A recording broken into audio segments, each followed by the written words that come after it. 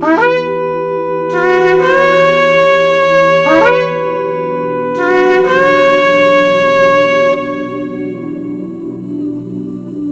ትምህርት ልግባ።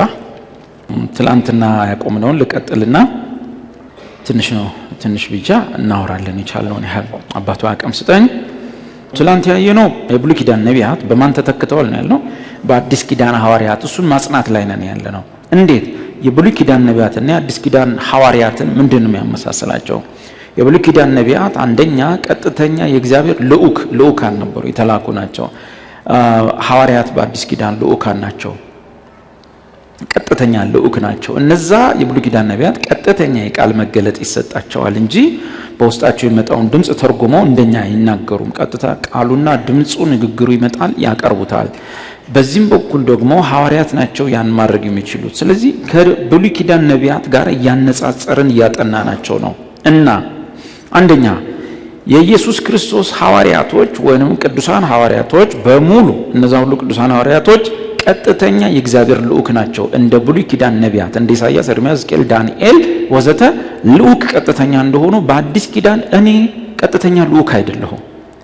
ኢየሱስ ሐዋርያቱን ነው ሾሞ ያሰማራው። ሴቶች ነበሩ፣ ሌሎችም ሰዎች ነበሩ ወዘተ ወዘተ። ልዑክ የሆኑት ግን እነሱ ናቸው። እኛ ደግሞ የእነሱን አደራ ተቀብለን የምናስተላልፍ ነን። ስለዚህ ሙሉ ስልጣን ያለው ውክልና ይዘው ልዑክ ሆኖ የተላኩት በየሰፈሩ በየመንደሩ በኤሽያ፣ በሰሜን አፍሪካ፣ በአውሮፓ ወዘተ ሙሉ ውክልና ይዘው የክርስቶስን ውክልና ይዘው የተሾሙት ወይንም የተላኩት ሐዋርያቶች ናቸው። ለምሳሌ ዮሐንስ 20 ቁጥር 21ን ትላንትና አየን። አብ እኔን እንደላከኝ እኔም እናንተን ላኳችሁ ብሎ በአፉ ያወራው ለማን ብቻ ነው?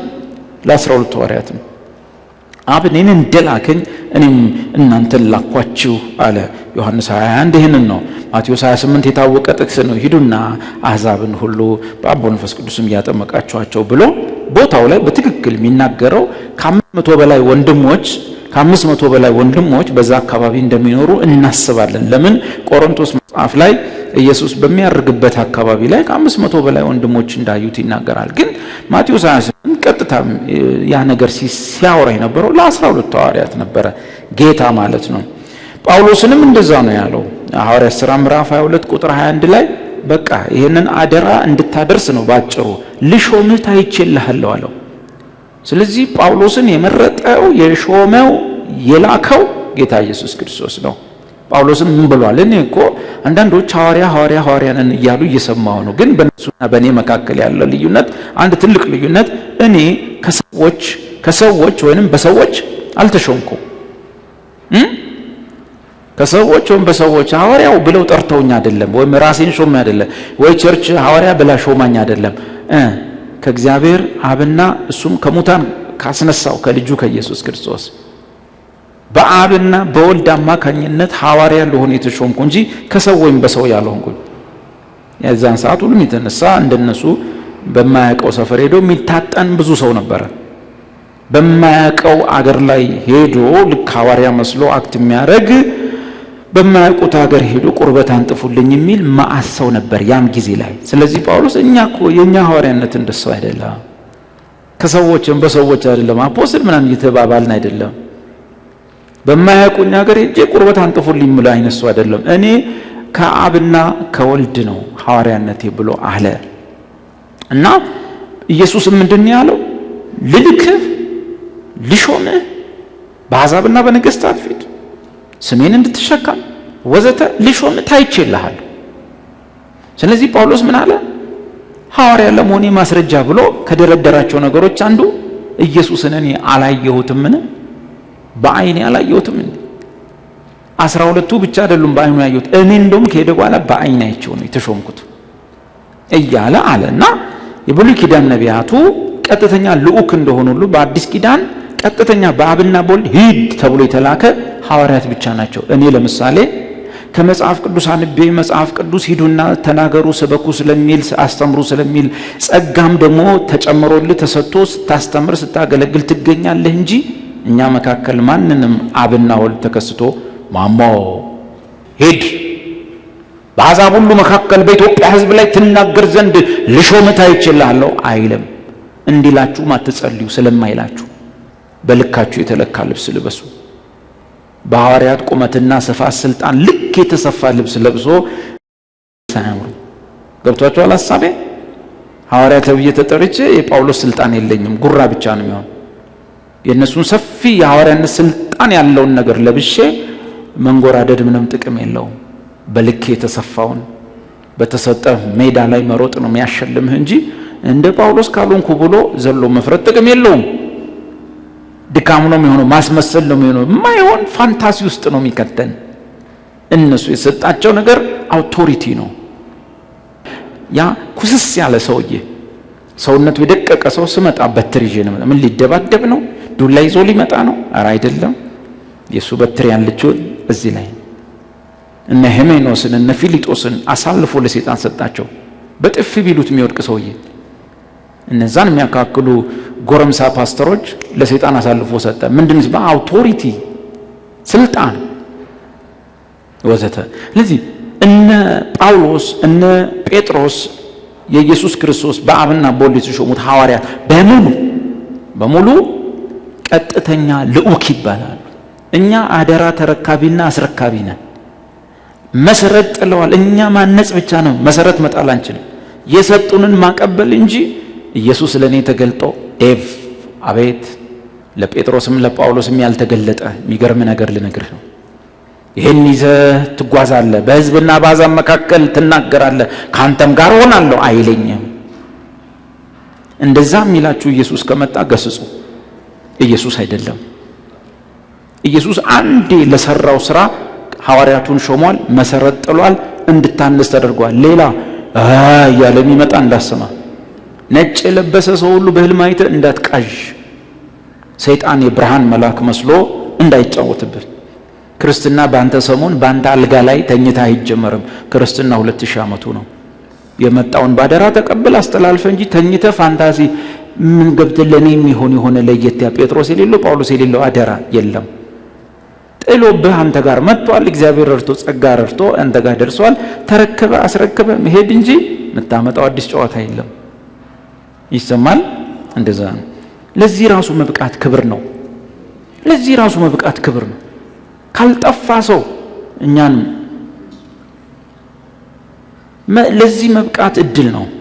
ልንገራችሁ፣ እዚህ ምድር ላይ የምትሮጡ ሩጫ፣ የምትማሩ ተማሩ፣ የምትሰሩ ስሩ፣ የምትነግዱ ነግዱ፣ ወዘተ ወዘተ። በመጨረሻ አልጋችሁ ላይ ተኝታችሁ ወደዛ ልትሄዱ አካባቢ ላይ ስታስቡ አልከሰርኩም የምትሉት በእግዚአብሔር ስራ ላይ የሰራችሁ ስራ ብቻ ነች። የአባቶችን እምነት ለአንድ ልጅህም ይሁን ለጎረቤትም ይሁን ለሰንበዲም ይሁን አስተላልፈ ከሞት አልከሰርክም። ሁሉም ያቆምከው ፎቅ በስሩ ነው ሬሳህ የሚያልፈው። ፎቁ ቆሟል። ፎቅ እንደሆነ ቶሎ አይፈርስ፣ 1000 ዓመት ሊቆይ ይችላል። አንተ በስር በኩል ይሸኝሃል፣ ትሄዳለህ። የገዛሃት ያቺ መኪና እንደ ውሃ የምትሄደው ይሄን ምድር ስትጨርስ እሷ ግቢ ውስጥ እንደቆመች አንተ ትወጣለህ። አያስወጧትም። እሷን ተፈላጊ ነች። ተጭነህ ትሄዳለህ። ሰው ከንቱ ሰው ከንቱ ሰው ከንቱ ጌታ ብቻ ብርቱ እንዳለው ያኔ አትነሳም እንጂ ብትነሳ እሱን እየዘመርክ ነው ከግቢ የምትወጣው። አይ ግን አንድን ነገር እኛ ከማለታችን በፊት ቀድመው ካሉ ሰዎች መማር ጥሩ ነው አይደል? እንዴ እንዳቆሙ በስር ያለፉ ሰው ሲታይ ትምህርት ትወስዳለህ። ሁሉ ከንቱ ከንቱ ነው ሲል ሰውየው በልቶ ጠጥቶ ሴቶች እያስደነሰ ነበር ምግብ የሚበላው። ከተለያየ ሀገር የመጡ ቆነጃጅት የአረሆ ድምጽ የማሲንቆ ዋሽንት ምናምን ያለ እንትን ይላል። ሶሎሞን ቁጭ ብሎ ከተለያየ ዓለም የመጣ መጠጥ ይሞክራል። ሞከርኩት አለ መጠጡን ሁሉ ከንቱ ነው።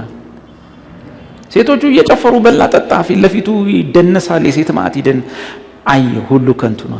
እዛ ግብዣ ላይ እዛ ዳንስ ላይ እዛ ማሲንቆ መቺ ባለበት ሰው ግጥም እየወረወረ በሚሰዳደብበት ቦታ ላይ ሶሎሞን አየ ምንም ቢሆን የተመረጠ ሰው ስለሆነ አየ ጠጣ፣ ሲደነስ አየ፣ ምን ሲበላ ሲጠጣ አየ፣ ሰው ሲያውካኩ ሲስቁ አየና ሁሉ ከንቱ ከንቱ ከንቱ የከንቱ ከንቱ አለና ደስ ብሏቸው የሚስቁ የሚመስሉት ሰዎችን የኃጢአተኞች ሳቅ በእሳት እንደሚቃጠል የሾህ ቁጥቋጦ ሆነዋል። በእሳት የሚቃጠል ሾህ ታውቃለህ? ድምፁ ታውቃላችሁ? የጅል ሳቅም ይሆነዋል። ሲስቁ ሳያለ በእሳት እንደሚቃጠል ሾህ ነው የሚንጣጡብኛል። ቲቲቲ ቃቃቃቃቃ እንደሚል ምን ማለት ታውቃላችሁ? ጄኑዊን ደስታ ውስጡ የለው። ዝም ብሎ ማሽካካት ነው እንጂ ውስጡ ደስታ የለው። እየተቃጠለ እያለቀ እየተበላ ድምፅ እንደሚያወጣ ደረቅ እንጨት ናቸው ማለት ነው። ስለዚህ ልጄ ሆይ በኃጢአተኞች ምን አትበላ፣ አትቅና። አሁን ወደዚህ ስንመጣ ነቢያቱን የተኳቸው ሐዋርያት ናቸው። በምንድን ነው ያወዳደርናቸው? የመጀመሪያ እነዛ ቀጥተኛ ልኡክ ናቸው፣ ሐዋርያትም ቀጥተኛ ልኡክ ናቸው። ማንም ደፋር ቤተክርስቲያን ራሱ ትልልቅ የቤተክርስቲያን ፓስተሮችና ቀሳውስት ቆመው ቄሶች ቆመው ወንድማችን እዚህ ጋር እግዚአብሔር ቀጥታ የላከው ልኡክ ነው እንደ ሐዋርያት ቢሏችሁ እንዳታምኑ፣ እንዳሰሙ። ትስታላችሁ። ገደል ነው የምትገቡት። አዲስ ነገር የሚያመጣላችሁ ሰው የለም። 2000 ዓመቱ ነው ክርስትና። ይዘቀጥል። ይሄን እምላችሁ የምታምኗቸው ሰዎች በቤተ ክርስቲያን በወንጌላውያን ዓለም ውስጥ የምታምኗቸው ሰዎች የሆነን ሰው ቡትሌ ወይም ቀንደ መለከት ቀንድ ነገር ይዘው ዘይት ይዘው ሲያፈሱበት ስታዩ ወርስ ማምሱ እኮ ተቀብቶ ሐዋርያ ሆኗል ብላችሁ እንዳትሞኙ። በኢየሱስ ቀጥተኛ የተላኩት ሐዋርያቶች እነዛ ናቸው። ይሄ ወይ ቸርቿ ሽሙልኝ ብላ ነው ወይ ሽሙኝ ብሎ ነው ወይ ወዘተ ነው። አይን ይመስላል። ለዚህ በመጽሐፍ ቅዱስ ውስጥ ቀጥተኛ ልኡክ የኢየሱስ ክርስቶስ ሐዋርያት ከመሆናቸው የተነሳ እነሱ ብቻ ናቸው ከነቢያት ጋር የሚነጻጸሩት ከብሉይ ኪዳን ስልጣን ካለው ቃል መገለጥ ካላቸው ጋር እና ከዚህ የተነሳ መጽሐፍ ቅዱሳችን የቀደሙትን ነቢያት የሚያስተያየው ከአዲሱ ኪዳን ሐዋርያት ጋር ነው። ከሐዋርያት ጋር ነው። እናስተያይ። ከኢየሱስ እንጀምር። ሐሳብ የገባችሁ መጽሐፍ ቅዱስ የሚያገናኘው የቀደሙትን የብሉይ ኪዳን ነቢያት የሚያገናኘው በአዲስ ኪዳን ከመጡት ምኖች ጋር ነው? ሐዋርያት ጋር ነው እንጂ በአዲስ ኪዳን በቸርች ውስጥ ካሉት ነቢያቶች ጋር አይደለም። በቀደሙት ነቢያትና በአሁኖቹ ነቢያት ተመሩ አይልም። በቀደሙት ነቢያት የሚነግሯችሁና የአሁኖቹ ነቢያት የሚነግሯችሁን አስተውሉ አይደለም የሚለው የቀደሙት ነቢያትና የአሁኖቹ ሐዋርያቶች የብሉይ ኪዳን ነቢያትና የአዲስ ኪዳን ሐዋርያት ናቸው የሚነጻጸሩት። ይሄን የሚሰማ ጆሮ ባይዞ ብፁዕ ነው። ይሄን የምትሰሙ ሰዎች ግን ጆሮአችሁ ብፁዕ ነው። ሰምተህ ግን ከሳትክ የአሁኖቹን ነቢያቶች እንደነ ኢሳይያስ፣ ኤርምያስ፣ ሕዝቅኤል አይነት ነቢይ ናቸው ብለህ ጭንቅላትም ማሰብ ከጀመረ ደግሞ ከማንም ሰው ካልሰማው ይልቅ የምትጎዳው አንተ ነህ። ከሰማችሁ ግን ብፁዓን ናችሁ። ጥቅሶቹን እናስተያይ። ከኢየሱስ እንጀምር። ዕብራውያን ምዕራፍ 1 ቁጥር 1 እስከ 2 እንየው በማስተዋል። ዕብራውያን 1 ከቁጥር 1 እስከ 2 እናንብብ። ከጥንት ጀምሮ፣ ከጥንት የሚለው ድሮ ነው፣ ከዘፍጥረት ጀምሮ። ከጥንት ጀምሮ እግዚአብሔር በብዙ አይነትና በብዙ ጎዳና ለአባቶቻችን ወይም እስራኤላውያን አባቶች ማለት እኛ ኢትዮጵያዊ ነን፣ ለአባቶቻቸው ብንል ይቀላል። ለአባቶቻችን ወይም ለእስራኤል አባቶች በማን ተናግሮ? አቤት በነቢያት ተናግሮ። ልብ በሉ። እግዚአብሔር ቀጥተኛ የቃሉን መገለጥ፣ ቀጥተኛው መመሪያ ቃሉን ካልፈጸምክ የምትጠየቅበት የሚፈረድብህ ቃሉን ናክ ማለት የነቢዩን እግዚአብሔርን ናክ የሚሆንበትን ያንን የብሉይ ኪዳንን አሰራር በማን በኩል ነው የሰራው? በነቢያት ተናግሮ። እሺ ሁሉን ወራሽ ባደረገው ደግሞ ዓለማትን በፈጠረበት በልጁ በዚህ ዘመን መጨረሻ ለኛ ምን ሆነን? ተናገረን። ለምንድን ነው መጽሐፉ ይህንን የተጠቀመው? በነቢያቱ ነው እግዚአብሔር ያኔ ስርዓቱን፣ መመሪያውን፣ ቅዱስ መጽሐፉን የሰጠው የተናገረው። አሁን ደግሞ ሁሉን ወራሽ ባደረገበት በልጁ ተናገረን አለ። ለምን ተናገረን አለ? ምዕራፍ 3 ላይ እዚሁ ውሰድና ሳያቸው።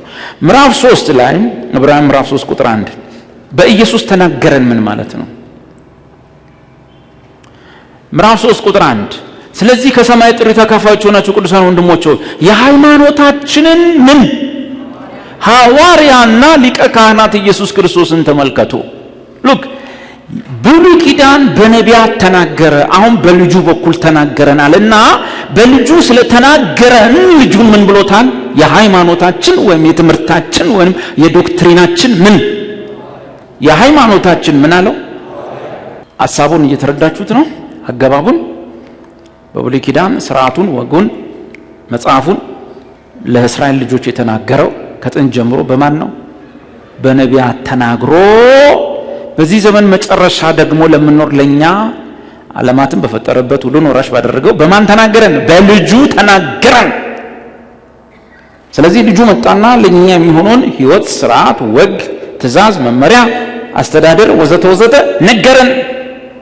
ስለነገረን መጽሐፉ ይሄንን ሃይማኖታችንን ዶክትሪናችንን ማለት ነው፣ ትምህርታችንን ማለት ነው፣ ወጋችንን፣ ሥርዓታችንን የነገረን ስለሆነ ምን አለው ኢየሱስን? የሃይማኖታችን ወይስ ምን ማለት ነው? የእምነታችን፣ የትምህርታችን ወዘተ ማለት ነው። ምንድነው ኢየሱስ? ሐዋርያ the apostle and high priest የእምነታችን፣ የሃይማኖታችን፣ የክርስትናችን ምንድነው? ሐዋርያ። አሁን ምንድን እያነጻጸርን ያለው? የብሉይ ኪዳን ነቢያት በአዲስ ኪዳን የተነጻጸሩት ከሐዋርያት ጋር እንጂ ከአጥቢያ ነቢያት ጋር አይደለም። የአጥቢያ ነቢይ ቁመቱና ልኩን ማወቅ አለበት። ነቢይ ሲባል ሰው ሲለው ነቢዩ ኤርምያስና ሕዝቅኤልን እያሰበ ራሱን መቆጠር የለበትም። የሚናገረው ትንቢት በቀለ ነቢዩ በቀለ ተናገረው ስንል ነቢዩ ኤርምያስ ነቢዩ ሕዝቅኤል ተናገሩ ከሚለው ጋር እኩል የማድረግ ዝንባሌ አደገኛ ነው። አዲስ ኪዳናዊን የትንቢት አገልግሎትና የነቢያትን አገልግሎት ያለማወቅ ጉዳይ ነው። ካሪዝማቲኮች የገቡበት የማይወጡበት ቁልቁለት ይሄ ነው። እግዚአብሔር ካረዳ በስተቀር ከዛ ገደል አትወጣም። ማብቂያ የለው። መድረሻው የት ጋር እንደሆነ አይታወቅም። መለኪያ መስፈሪያ አጥር የለው። የት እንደሚከድ አይታወቅም። እኛ ሀገር ላይ ሄዶ ቆርቆሮ ላይ ወጥቷል፣ አጥር ላይ ወጥቷል። ሄዶ የት እንደሚደርስ አናውቅም። ጉድጓድ አስቆፍሯል፣ የሞተ ሰው አስነሳለሁ ብሎ ይኸው ነው። በቃ ማቆም የለው። ነብይ ከለ ፕሮፌት ከለ ዘማኖፍ ጋር ስትሏቸው ማቆም የለው። አጥር የለውም፣ ገደብ የለውም። ጉድጓድ 4 ቀን የተቀበረ ሰው አይታችኋል? ኢትዮጵያ ውስጥ ነው። ሩቅ እኮ ቢሆን ምንም አይደለም። መጨረሻው ይሄ ነው። ሬሳ ማነው አስቆፍረ ጉድጓድ ውስጥ ገብተ አፈር አስወጥተ የቸርች ህዝብ ሁሉ አንጋግተ ወስደ እግዚአብሔር ታስነሳለ ብሎኛል ተከተሉኛ ካፋ ይዛችሁ ብለ መቃብር ሄደ አስቆፍረ 4 ቀን እንትን ያለ ሄዶ ሬሳው ላይ ተኛ። ሰውየው ተነስ እያለ ወስዶ የሞተ ሬሳ ላይ እንድትወድቅ የሚያደርግ መንፈስ ቅዱስ ነው ልትለኝ እንዳይሆን ዝም ሲባል ነው። ማቆሚያ የለው። የካሪዝማቲክ እብደት ማቆሚያ መስመር ገደብ የለው። ይሞክራሉ። በዛ እብደት መሄድ አደገኛ መሆኑን ያወቁ ሰዎች ነገሩን ለማስተካከል ስቃያቸውን እየበሉ ነው። እዛው ካሪዝማቲክ ውስጥ ሆነው መልክ እናስይዛለን። በጭራሽ አይመጣም። ካሪዝማቲኮች ወደ እግዚአብሔር ቃል መመለስ አለባቸው። መጽሐፍ ቅዱስ እስካልመራቸው በቃ መጽሐፍ ቅዱስ ካለ አለ ነው። ብናብድ ጥሩ ነበር የታባቱንስ ግን መጽሐፍ ቅዱስ አበጀ ገደብ ብሎ መቆም እስካልቻሉ ድረስ አይሆን። አሁን ጥቅሶቹን በደንብ እናገናኛቸው። ይሄ በኢየሱስ የጀመርነው ነው። ሁለተኛ ጴጥሮስ ምዕራፍ 3 ቁጥር 2 ላይ አውጡና አንድ ንባብ ደግሞ ሁለተኛ ጴጥሮስ 3 ቁጥር 2 ላይ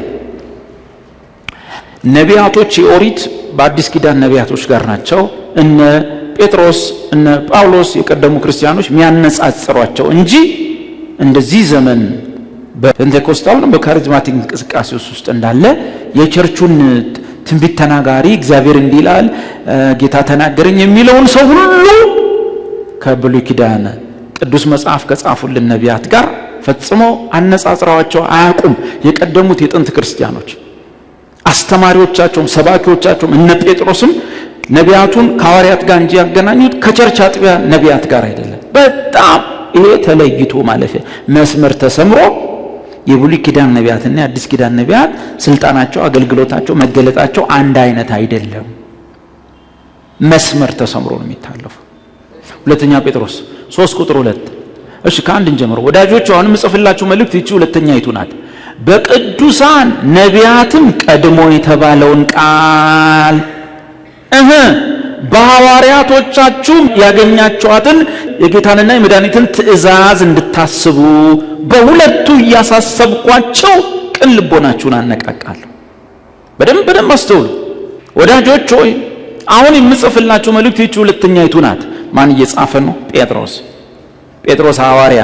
የሚጽፈው ቃል እንደ ትንቢተ ኢሳይያስ አውቶሪቲ ያለው፣ የሚጽፈው ጽሑፍ እንደ ትንቢተ ሕዝቅኤል፣ እንደ ዳንኤል፣ እንደ ኤርምያስ መጽሐፍ ስልጣን ያለው ቃል እንጂ እኛ መካከል እየጸለይን እያለ የጌታ መንፈስ በውስጤ እንዲህ ይለኛል እንደምንለው አይደለም።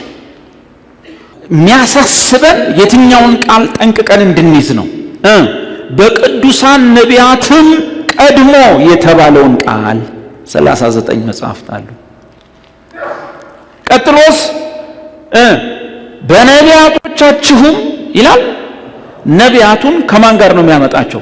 በሐዋርያቶቻችሁም ያገኛችኋትን የጌታንና የመድኃኒትን ትእዛዝ። አየህ፣ ስለዚህ የብሉይ ኪዳኑ መመሪያ፣ አስተዳደር፣ ትእዛዝ፣ የሕይወት ስርዓት በማን በኩል ይነገር ነበር? በቅዱሳን ነቢያት ቀድሞ የተባለውን ቃል የብሉይ ኪዳኑን ቃል፣ ትእዛዝ፣ መመሪያ፣ ስርዓት በማን በኩል ነው የሰጠው? በቅዱሳን ነቢያት።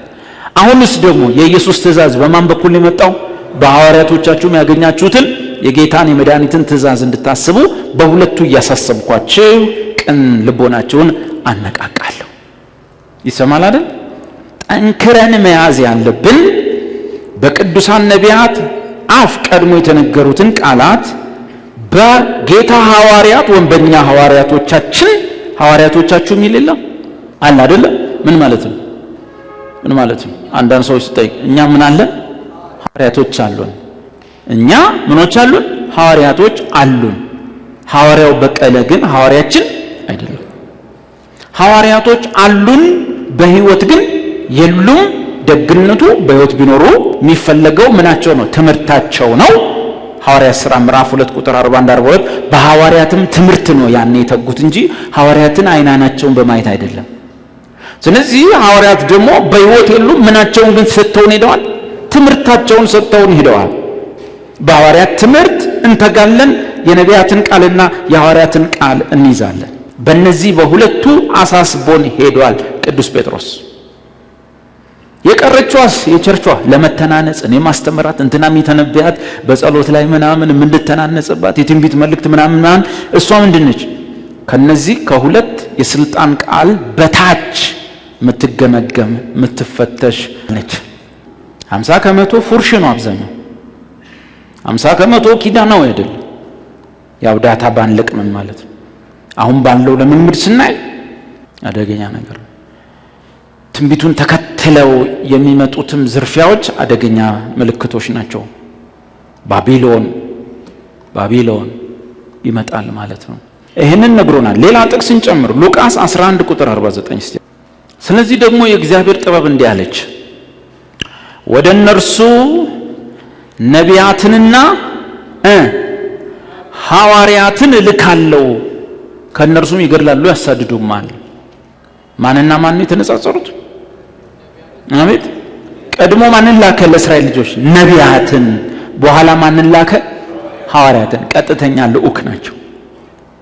የላከው ልዑክ አድርጎ ቀጥተኛ ቀድሞ ነቢያትን፣ በኋላ ማንን ነው? ሐዋርያትን። የአጥቢያ ነቢያት ቀጥተኛ ልዑክ አይደሉም። ቤተ ክርስቲያንን አጥቢያን ለማነጽ የተሰጡ፣ ያዘኑትን ለማጽናናት፣ የተከዙትን ለማበረታታት፣ እንደው መስመር እየለቀቀ ልፈንዳ ያለ ወንድም ካለ ደግሞ ሰሞኑን ቆጣ እንደምለው እየተቆጣ ግን ስቆጣ ትንቢት ነው አትሉ። ምክንያቱም ትንቢት ለአብዛኞቻችሁ ምንድነው አለ እዚህ ውስጥ። ይሄን ስለለመዳችሁ የፈነዳውን ስገስጸው እንኳን የሚሰማ የለም።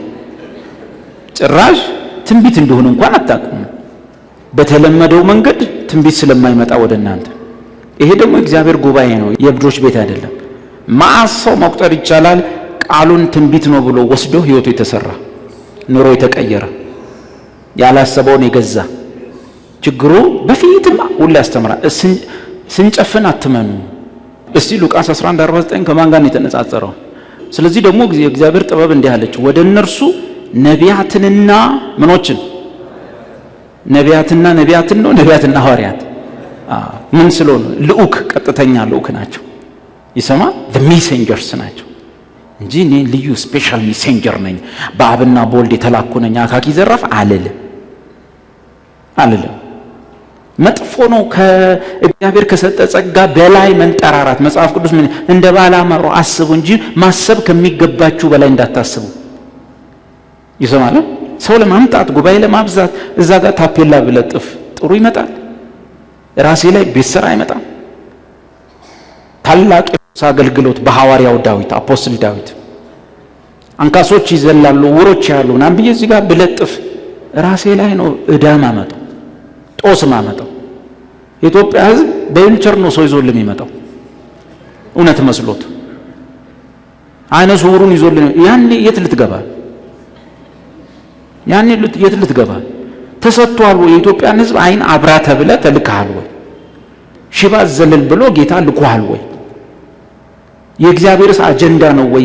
በኢትዮጵያን ሕዝብ ሁሉ ከበሽታ አላቆ በጤና ማኖር፣ ጤና ጥበቃን ማዘጋት፣ ሐኪሞችን ከስራ መበተን የእግዚአብሔር ፕሮግራም ይመስላል።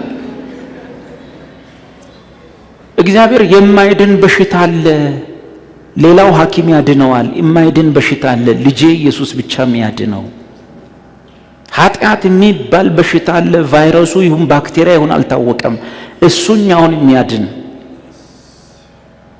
ስለሱ አውራ ተብለ ትልቅ በሽታ እያለ በሰው ላይ ትልቅ ቤት ስራ ተሰጥቶህ ላንተ ወርደ ካላዳ እንኳን አይን ካልበራ በሽተኛ ቃል ጉሮሮ ጉባኤው ምንም ጠብ የሚል የለም። ከዛ ሰው ሲወጣ ሌላ ነገር ጥሩ በራሳችሁ ላይ ቤት ስራ አትስሩ። ኢየሱስ እንደዚህ ነው ያለው፣ በእኔ የሚያምኑ በሽተኛ ካገኙ ይጸልያሉ አይደል ያለው። ከዛስ ይፈውሳሉ ይላል በቃ ይጸልያሉ። በሽተኛው ሪከቨር እያደረገ ይመጣል። ትክክለኛው ቃል ሪከቨር ያደርጋል ማለት ተጸልዩለታላችሁ ትሄዳላችሁ። ቀስ እያለ እያገገመ ነገ ስትመጡ ትራስ አድርጎ ቁጢጥ ብሎ ታገኙታላችሁ እንጂ ካልጋ ተነሳና ብለ እድሜውን አሳጠረ ሌላ ጣጣ ውስጥ መግባት የለብን። ሀብቴ ለአንዲት ልጅ ጸለየላት፣ ስኳር ነው ህመሟ። ጸለየላት፣ ሐኪም መድኃኒትሽን አቁሚ ካላለ እንዳታቁም። እንደዚህ ስንል ምን እንደምታውቃችሁ እምነት ያንሳችኋል። ከዛ እንዳትጢ አላት። ሄደች ሐዋሳ ጣይ አላት። ሰውየው ጸልይልሻለሁ ጣይ አላት። ጣለች። መንገድ ላይ ሄደች ወደቀች ማለት ነው። መጀመሪያ ኪኒኑን ያዘዘው ነብዩ ነው ሐኪሙ። ስለዚህ እንደ ኢየሱስ ሂድና ራስን ለካህን አስመርመር ማለት በዚህ ዘመን ደግሞ ሄደ ሐኪሙን አሳይ ማለት ነው። ሐኪሙን ሄደ መድኃኒቱን ጣል ሲል ጣል ነው። ይሰማል። ኢየሱስ እንኳን አልጋህን ጥለህ ሄድ አላለውም፣ አልጋህን ተሸክመህ ሄድ ነው ያለው። ይሰማል አይደል? ዋናው እንኳን ከነ አልጋው ነው የላከው፣ ከነ ኪኒኑ መላክ ጣለው። መነጽሩን ይታይሻል፣ ስንት ነው? አንድ ስንት ነው? ሁለት አበሻ ደግሞ ገና ሳያረጋግጥ መጮ ሲወድ በኢየሱስ ስም የኮንፈረንስ ባውዛ የኛን እጅ በደንብ ነው የሚያሳዩ። ትራኮማ ምናን ከአንድ ሰዓት በኋላ ማያዩ ሰዎች በኮንፈረንስ ባውዛ በደንብ ነው የሚያዩት። ስንት ነው? ሁለት ስንት ነው? ስበረው መነጽሩን ስበረው በርግጫ ምናምን ነገ እንደዚህ ይላል። እንደሱ ይላል ኢየሱስ። አንደኛ ሲፈውስ ጠባሳ አርጎ አይፈውስም። ቁስል ከነበረ ሲፈውስ ኦኬ ምናምን ማለት ሙሉ ሂል ነው የሚያደርገው። ሰው ኪውር አያደርገው። ሐኪም ኪውር ያደርጋል፣ ሜዲሲን ኪውር ያደርጋል። ኢየሱስ ሂል ነው የሚያደርገው። ልዩነት አለ። እኔውስ እንምጣና መጽሐፍ ቅዱስ ያነጻጸረው የቀደሙትን ነቢያት ከማን ጋር ነው? ከሐዋርያት ጋር ነው። የቀደሙ የቤተ ክርስቲያን አባቶችም አንዳንድ ሰዎች አይ ሐዋርያት አስተላልፈዋል ምናምን እንዳትሉ መጽሐፍ ቅዱስ ውስጥ እንደሌለ ተማምነናል። መጽሐፍ ቅዱስ ውስጥ ሐዋርያት ስልጣናቸውን ለሌላ ሰው ሲሾሙ ሲያስተላልፉ አላየንም። የጥንት አባቶችም እዚህ ጋር ይጻፍቋቸው አሉ። አንደኛው አግናጢዮስ የሚባለውን አግናጢዮስ በ107 ዓመተ ምህረት የነበረ እዛ ገና ክርስትናው እዛ ሲባል 107 ዮሐንስ ከሞተ 10 ዓመት እንኳን ሳይሞላው ማለት ነው። የአንጾኪያ ጳጳስ ነው ወይም የአንጾኪያ ቢሾፕ ነው። የአንጾኪያ ፓስተር ነው። በዚህ ዘመን ቋንቋ ፓስተር ነው፣ ቢሾፕ ነው። ይህ አግናጢዮስ የሚባለው ቢሾፕ እንኳን ተናግሯል። የቀደሙት ነቢያት የተተኩት በሐዋርያቶቻችን ነው ብሎ አግናጢዮስ በ107 ፖሊካርፕን ታውቁታላችሁ። ሰማዕት ሆኖ የሞተ የቤተ ክርስቲያን አባት ነው። ፖሊካርፕ በ155 ዓመተ ምህረት ላይ የነበረ ነው የቤተ ክርስቲያን አባት። እነሱም ጽፈዋል የቀደሙትን ነቢያት የተኳቸው ሐዋርያት ናቸው ብለዋል። ፖሊካርፕ የሚባለውን ጳጳስ ሰምርኔስ የምትባለው ሲሚርና ወይም ሰምርኔስ የሰምርኔስ ቢሾፕ ነው።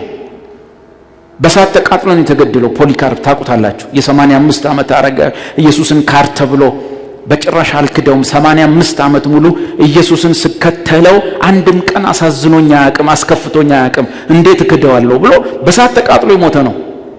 ይህ ሰው በጻፈው ባስተማረው ነገር ውስጥ ነግሮናል። የቀደሙትን ነቢያት የተኩት ሐዋርያቶቻችን ናቸው ብሎ ቅድም ያልኳችሁ ፖሊካርፕ ብቻ አይደለም። አግናጢዮስ እሱ የአንጾኪያ ነው። አንጾኪያ አካባቢ ጳውሎስ የሄደበት ቦታ ነው። በአንጾኪያ ባለው ቤተክርስቲያን ላይ ዋነኛ መጋቢ ነው፣ ቢሾፕ ነው፣ ጠባቂ ነው፣ የሕዝቡ እረኛ ነው። እሱም ነግሮናል።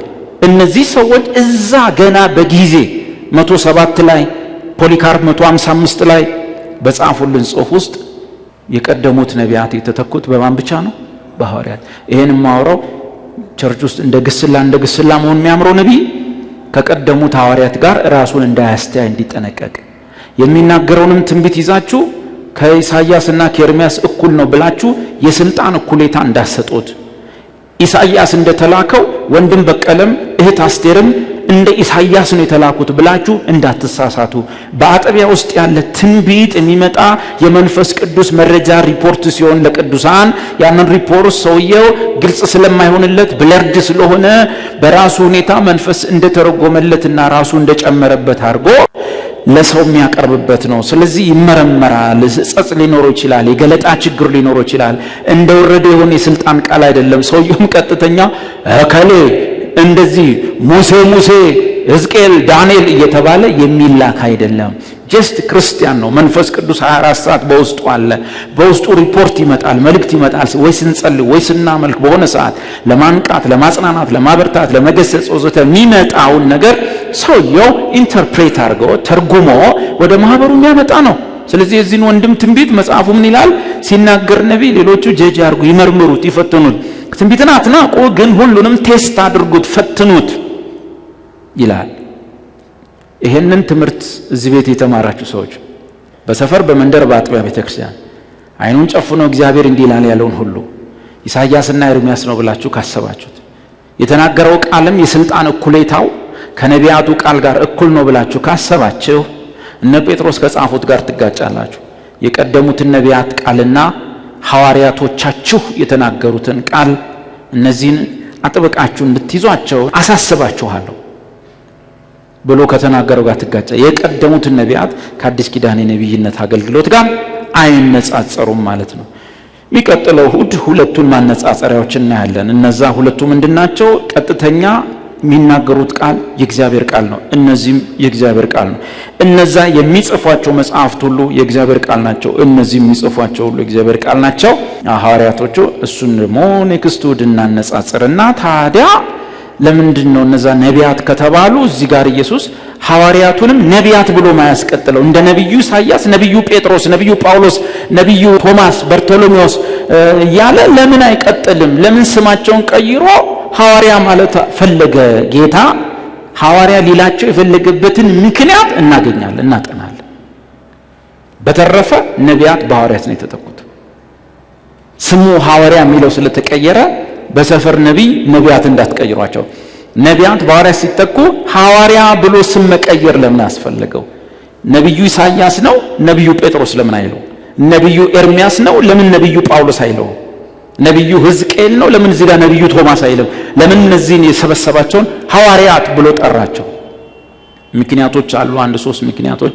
እነሱን ደግሞ እንደርስ እናያለን።